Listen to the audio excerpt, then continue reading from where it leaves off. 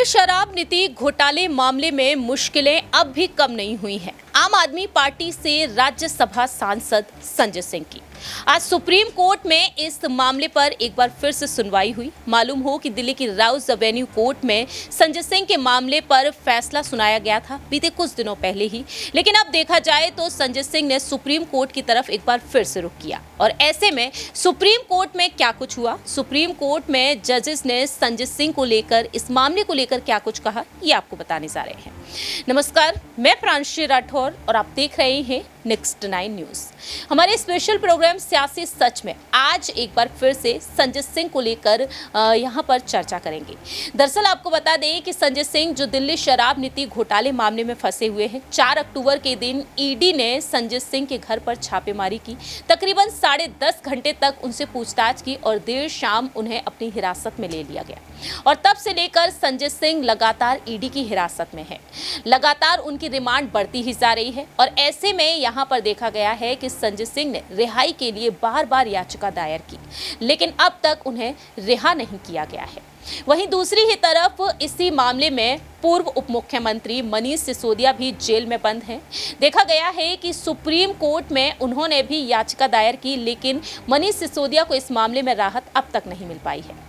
ऐसे में अब संजय सिंह को कोर्ट में कई बार पेश किया गया है, लेकिन संजय सिंह को जब जब कोर्ट में पेश किया गया तब वह देश के प्रधानमंत्री पर निशाना साधते हुए देखे गए हैं। और इसके लिए संजय सिंह को हिदायत भी दी गई है कि कोर्ट में पेशी के दौरान वह मीडिया से रूबरू ना हो और इस तरह के बयान ना दे। ऐसे में देखा जाए तो संजय सिंह की मुश्किलें कहीं ना कहीं बढ़ सकती हैं।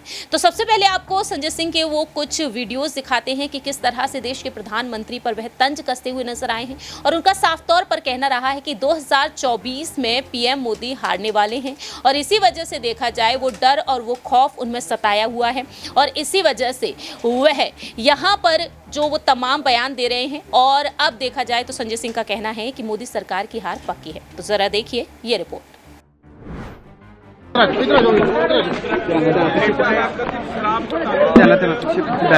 बैरियर भाई बैरियर कितने इधर आइए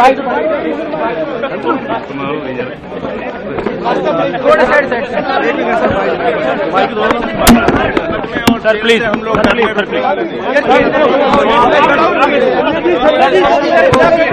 मोदी की तानाशाही के खिलाफ जंग जारी रहेगी। फर्जी मुकदमे जेल से डरने वाले ना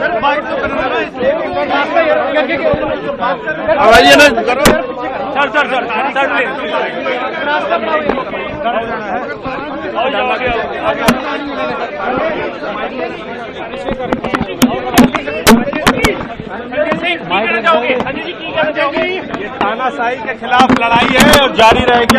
किसी मुकदमे और किसी जेल से डरने वाले नहीं।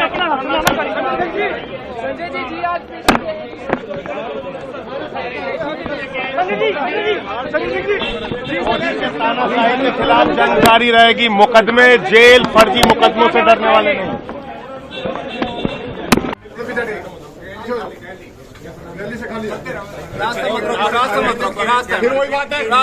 रास्ता मत रोको भाई। फंसाने की बहुत बड़ी साजिश है।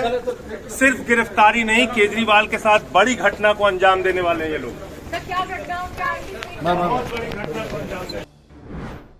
संजय सिंह इस तरह से देश के प्रधानमंत्री पर तंज कसते हुए देखे जा रहे हैं, लेकिन दूसरी ही तरफ देखा गया है कि न सिर्फ इस मामले में बल्कि मानहानि के मामले में भी संजय सिंह फंसे हुए हैं। पंजाब की अदालत में उन्हें 18 नवंबर के दिन पेश किया गया था और अब देखा जाए आज 20 नवंबर को जेल में बंद संजय सिंह पर फैसला सुनाया गया सुप्रीम कोर्ट में। सुप्रीम कोर्ट में दलीलें रखी गई वरिष्ठ वकील अभिषेक मनु सिंघवी की तरफ से। मालूम हो कि अभिषेक मनु सिंघवी ने मनीष सिसोदिया के मामले पर भी अपनी बात रखी थी, लेकिन मनीष सिसोदिया को इस मामले में राहत मिलती हुई नजर नहीं आई। ऐसे में आपको बता दें कि आज 20 नवंबर को दिल्ली शराब नीति घोटाले मामले को लेकर सुप्रीम कोर्ट में जो सुनवाई हुई है, इस पर शीर्ष कोर्ट ने कहा कि आप नेता संजय सिंह अंतरिम जमानत की अर्जी दायर कर सकते हैं और इसका दिल्ली कोर्ट के 20 अक्टूबर को दिए ऑर्डर से कोई लेना देना नहीं है। जस्टिस संजीव खन्ना और जस्टिस SVN भट्टी की बेंच ने मामले में केंद्र सरकार और ईडी को यहां पर अब 11 दिसंबर से पहले जवाब मांगा है, यानी कि केंद्र की सरकार, मोदी सरकार की तरफ से जवाब मांगा गया है। वहीं दूसरी ही तरफ ईडी की तरफ से भी इस मामले में अब जवाब मांगा गया है। 11 दिसंबर से पहले इस पर जवाब मांगा गया है और ऐसे में देखा जाए तो अब अगली सुनवाई में आखिरकार ईडी के एक्शन पर क्या कुछ फैसला सुनाएगा सुप्रीम कोर्ट, ये देखने वाली बात होगी। लेकिन यहां पर आपको बता दें कि संजय सिंह ने अपनी गिरफ्तारी और इस मामले में मनी लॉन्ड्रिंग केस में रिमांड के खिलाफ इस याचिका को दायर किया था और ऐसे में देखा जाए तो अब यहां पर जिस तरह से संजय सिंह पर फैसला आया है, इससे पहले सुप्रीम कोर्ट में जो उन्होंने अर्जी लगाई, इससे पहले दिल्ली के राउज एवेन्यू कोर्ट में भी इस पर फैसला सुनाया गया।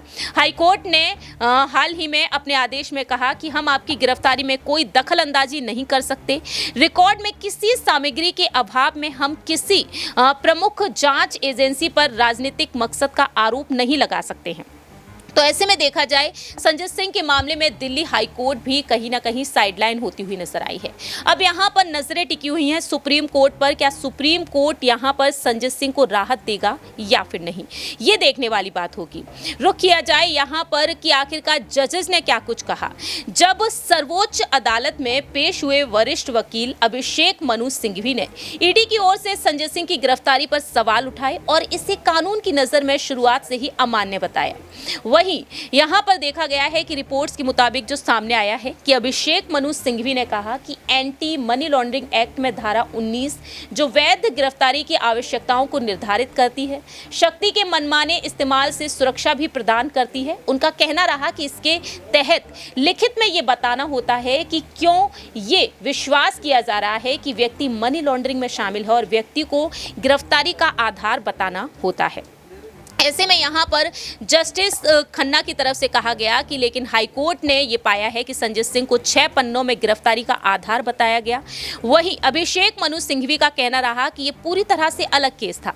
सिंघवी का कहना रहा कि इसमें धारा 19 के 4 शब्दों वाले वैधानिक परीक्षण को पूरा नहीं किया गया।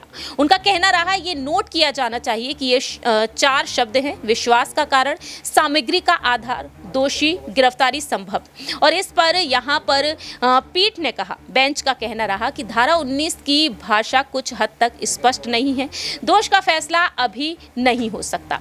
तो ऐसे में बेंच ने नोटिस भेजने पर सहमति जताई और जज ने सांसद को नियमित जमानत याचिका दायर करने की सलाह दी है।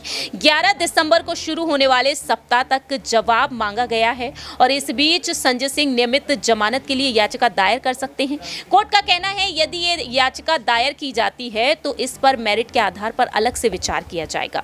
तो आने वाले समय में यहां पर संजय सिंह को राहत मिलेगी या फिर नहीं, क्या सुप्रीम कोर्ट वाकई में यहां पर संजय सिंह को राहत देगा, ये देखने वाली बात होगी। क्योंकि फिलहाल देखा जाए तो मनीष सिसोदिया की जमानत याचिका सुप्रीम कोर्ट से खारिज कर दी गई, लेकिन अब आने वाले समय में मनीष सिसोदिया एक बार फिर से जमानत याचिका दायर कर सकते हैं। 3 महीने के बाद वह याचिका दायर करते हुए नजर आ सकते हैं। अब देखते हैं कि 2024 से पहले इन नेताओं को क्या वाकई में इन मामलों में राहत मिल पाएगी या फिर नहीं, क्योंकि यहाँ पर अरविंद केजरीवाल का कहना साफ तौर पर रहा है कि उनकी पार्टी को खत्म करने की पूरी तरह से कोशिश की जा रही है।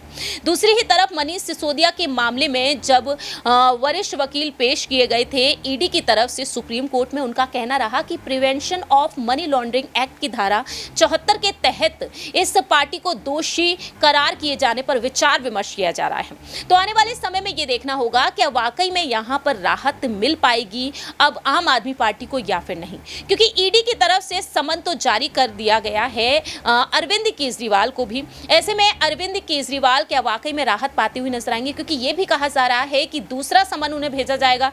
अगर तब भी वह पेश नहीं होते हैं तो तीसरा समन भी उन्हें भेजा जा सकता है।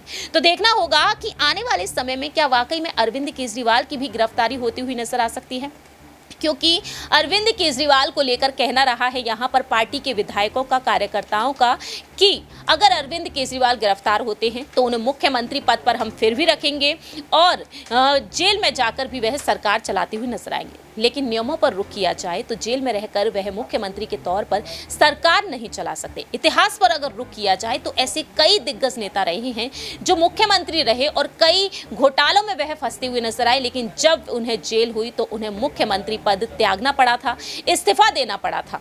तो ऐसे में देखा जाए जो सीएम केजरीवाल कहते हैं कि मैं अपना इस्तीफा जूते की नोक पर रखता हूं, और आज देखा जाए तो दिल्ली शराब नीति घोटाले मामले में वह अपनी अहम रणनीतियां बना रहे हैं। तो कार्यकर्ता जिस तरीके से यहां पर अपनी बात रख रहे हैं, संजय सिंह हो, मनीष सिसोदिया हो, चाहे सत्येंद्र जैन हो, तो इन तीनों ही नेताओं को बचाने के लिए आम आदमी पार्टी की कोशिशें जारी हैं। अब देखना होगा 2024 से पहले क्या सुप्रीम कोर्ट से इन नेताओं को राहत मिलेगी या फिर नहीं।